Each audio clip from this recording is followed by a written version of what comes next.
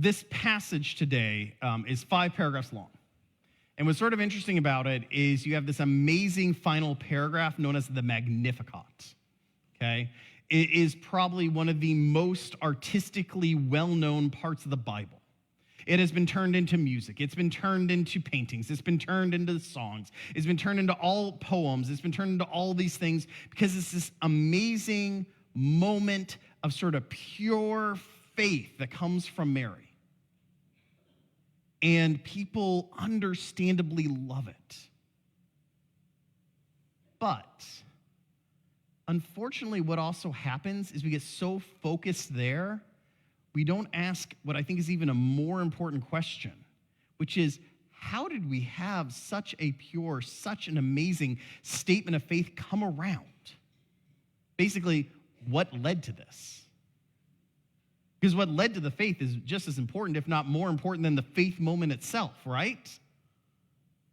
And so you guys know, if you've listened to me enough, that one of the things I like to remind people is when you read the Bible, it is much better to read it like a police officer reads a witness statement than like a theologian reads a Bible. Why? Because police officers get people in a way theologians often don't. So let's go ahead and put on our true crime hats and start talking about who these people are in this moment when they're talking. Okay, you have 2 basic people. You got Mary and you got Elizabeth, right? Mary, let's talk about who she is and what's going on with her. So we know a few things from the text itself, right? Mary is betrothed to Joseph. Now it's worth noting, in that period of time, a woman would have been betrothed upon first reaching puberty. So 1 month past puberty is when you start looking for a husband, or more precisely, your dad does. Okay? So our guess is she's about 13. So we're talking about a kid. Okay? So we have a kid who is pregnant even though she's never been with her husband because she's not married yet, right? This causes Joseph, if you read your Bibles, to go ahead and think, you know what, I could have her dragged out and stoned to death in the middle of the town square, but I'm a nice guy, so I'll just divorce her quietly and let her starve. Right? And literally, you have to have God's intervention to stop him from doing that. Right? Angel of the Lord comes down to Joseph and says, dude, don't divorce her. Stay with her. Her child will be the Messiah. And Joseph goes, oh, okay. But what does that mean for her world? Well, if she's headed to her cousin's place, she's going to the wrong place according to Mosaic law. She should be with her mother, right? Pregnancy is scary. It is terrifying in a world before medicine. Being 13 and pregnant is terrifying in the modern world. I don't have a word for what it would have had to have been in the ancient world. And then to have your mother go ahead and abandon you in that moment, reject you for following your Lord, to have your future husband almost do the same thing if it wasn't for an angel intervening. We also know that his family ain't happy about the situation either, right? We don't hear that from the gospel, but it's implied, because think about it. He goes to the hometown, right? We all know that story, right? You go to the hometown, they're looking for a place to stay. This is Joseph's hometown. Small towns, I don't care where you are, what culture you are, they all work similarly. Everyone knows each other and most folks are related, right?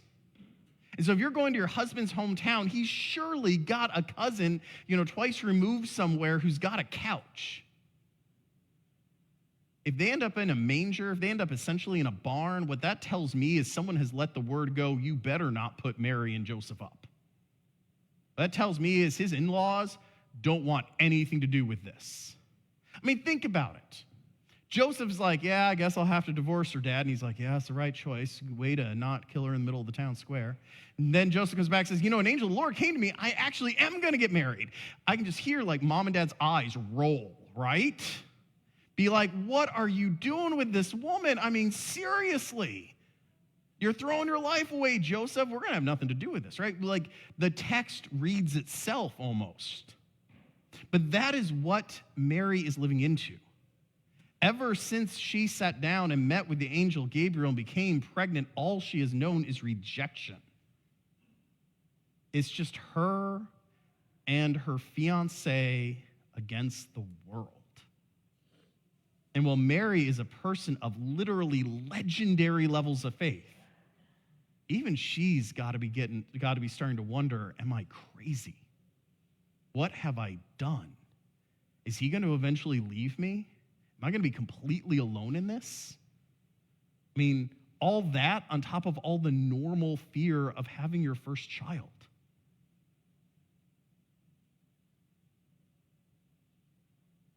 You have Elizabeth. Now, Elizabeth had always been considered barren. She couldn't have kids. The angel of the Lord came in and allowed her and healed her so she could have a child. That child would be named John, as in John the Baptist. She's favorite cousin to Mary. At this point, she's 6 months pregnant. We don't really know how pregnant Mary is.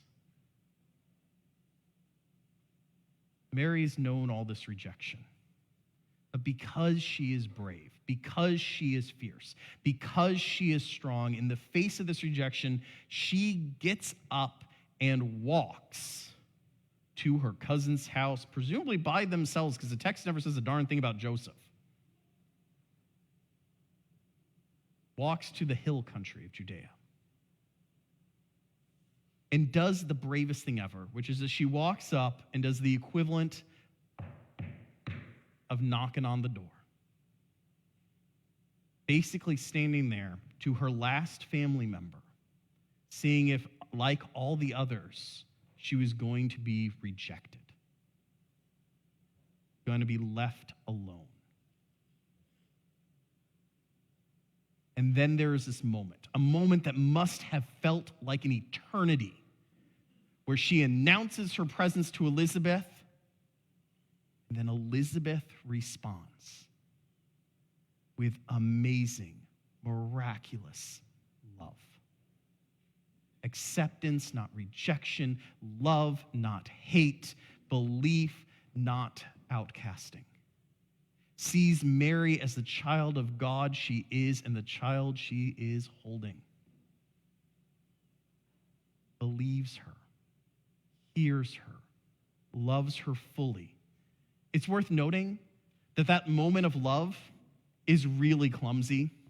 Reread what she basically says. She's like, oh, hey, the baby in my womb just basically jumped. You must be the Lord. You must be the one carrying the Messiah. This is awesome. The Hebrew is really clumsy. But it's almost that clumsiness that is beautiful. It's sort of like the clumsiness when someone is desperately trying to say something that you know is pure and wonderful, and it just doesn't quite come out to make much sense, but you get it. It's the clumsiness of an ornament made by a 2-year-old. It's this moment of pure love from one cousin to another, a love found in their love for Christ, or more precisely, their love for God.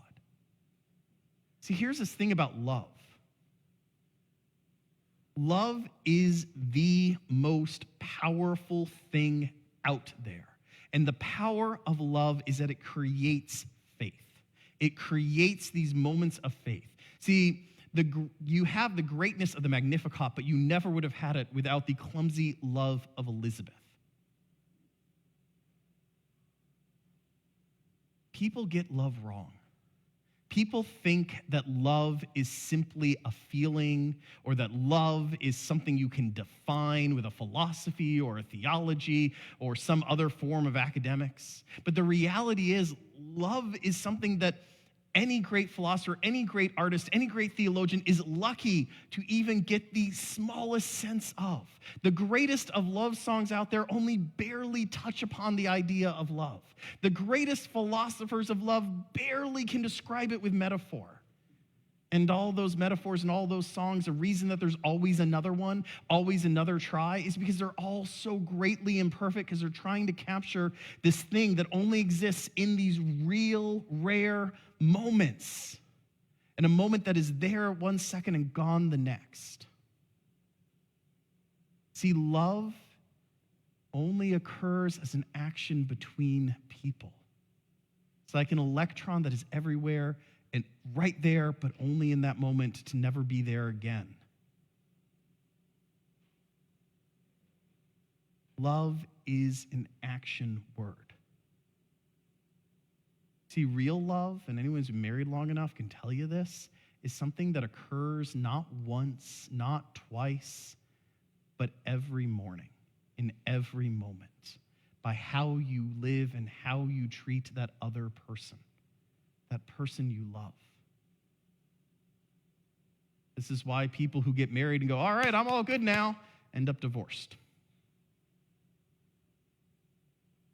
Because it's something you are, something you live into, something that is beyond you, beyond the other person, but binds the two of you together in that moment, in that second. And it is that power that we are taught about in the New Testament, right? We talk about all the gifts of prophecy and the gifts of preaching and the gifts of teaching, and we talk about how all those can inspire faith, but then they say, what is the greatest gift of all of them? Love. Because the greatest moments of faith throughout the Bible, throughout history, do not come because someone's a great preacher or a great teacher or any of these things. It happens because someone purely loves some other person in that moment, be them friend, family, or stranger. So as you go out today, take a few minutes in your prayer life, your meditative life, whatever you call it, whatever is that moment where you look inside yourself and talk to God and say, who am I and how am I doing? Take some time between now and Tuesday to ask yourself, who and how do you love?